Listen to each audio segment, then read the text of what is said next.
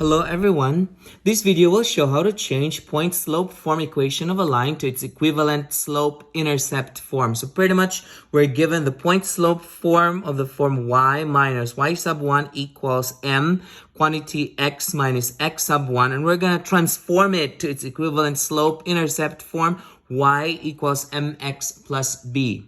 Before we go further, please feel free to check out the description below for the link of the other series of topics related to linear equations. Before we go over some examples, let's have a review on the basics of point-slope form of a line and the slope-intercept form of a line.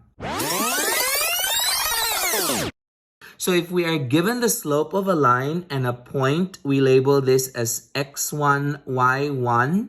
We can go ahead and determine the equation of this line by using the formula y minus y sub 1 equals m quantity x minus x sub 1, where our m is the slope and the coordinates x sub 1, y sub 1 is a point on the line. Sometimes the slope is not given, but another point is given. We can go ahead and solve for the slope of the line using these 2 points, and we still can use the point slope form. We just have to pick which of those 2 points we use to replace the y1 and x1 in the equation.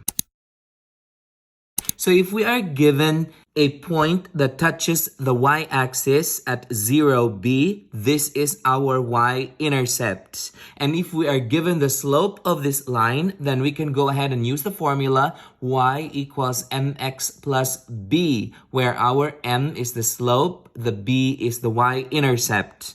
On the other hand, sometimes the slope is not given, but another point is given. So if another point is given, we can go ahead and solve for the slope of the line using these 2 points, and we can still use the equation y equals mx plus b. To better understand the process of changing a point-slope form equation of a line to its equivalent slope-intercept form, let's go over some examples. So in this example right here, we're supposed to change y plus 5 equals negative 2 quantity x minus 7 to its slope-intercept form y equals mx plus b. So I'm going to go ahead and write this given equation that we have down here.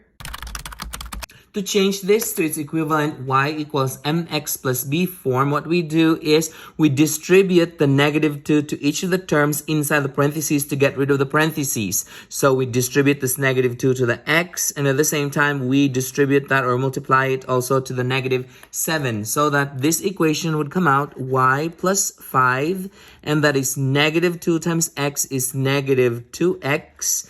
And then negative 2 times negative 7 is a positive 14. And so we want the y isolated by itself so that it's in a form y equals mx plus b. So we are going to subtract 5 from both sides, minus 5 here. So this tells us that our equation would come out y equals negative 2x. That is positive 14 minus 5 is 9. So this is the slope-intercept form of this given equation that we have up there, where our slope is negative 2 and our y-intercept is 9. So I'm going to go ahead and write it down here. Now let's move on to the next example. At this time, I would encourage you to pause this video and try this problem out on your own. And when you're done, unpause it and check your answer. Okay, so we go over the problem here. So I'm going to go ahead and rewrite this equation down here. So in order that we can change this to its equivalent slope-intercept form, we're going to distribute these 5 halves to each of the terms inside the parentheses. So this would come out y plus 3 equals 5 halves times x is 5 halves x. Negative 5 halves times negative 4, that would be negative 20 over 2. So then we go ahead and simplify this. This would come out y plus 3 equals 5 halves x minus 20 divided by 2 is 10. So then we go ahead and isolate y by itself by subtracting 3 from both sides, minus 3. So then our equation would come out y equals 5 halves x. Negative 10 minus 3 is negative 13. So this is our slope-intercept form of this equation that we have up there, where our 5 halves is the slope and our negative 13 is the y-intercept. Did you get the same answer as this? Good. Perfect. Now let's move on to the next example. At this time, I would encourage you to pause this video and try this problem out on your own. And when you're done, unpause it and check your answer. Okay, so we go over the problem here. So I'm going to go ahead and rewrite this equation down here.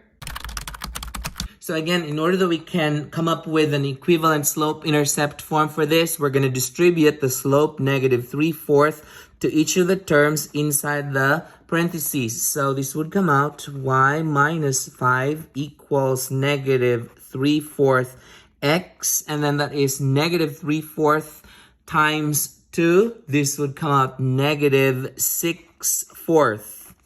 We can simplify this negative 6/4. So I'm going to go ahead and simplify that. To come up with an equivalent slope-intercept form, we're going to isolate y by itself. So we're going to add 5 to both sides and then plus 5 here. So then our equation would come out. That would be y equals negative 3/4 x. That is negative 3 halves plus 5.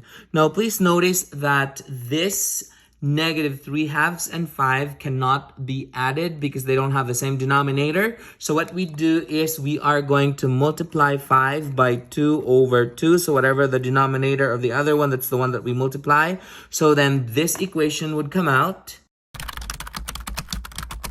Okay, so what I did was I multiplied 5 times 2 is 10, that's over 2. And so we can go ahead and combine these two constants together. So our equation would come out y equals negative 3/4 x. That's going to be negative 3 plus 10 is a positive 7, and that is over 2. So this is the equivalent slope-intercept form of this equation that we have up there, where our negative 3/4 is the slope and 7 halves is our y-intercept.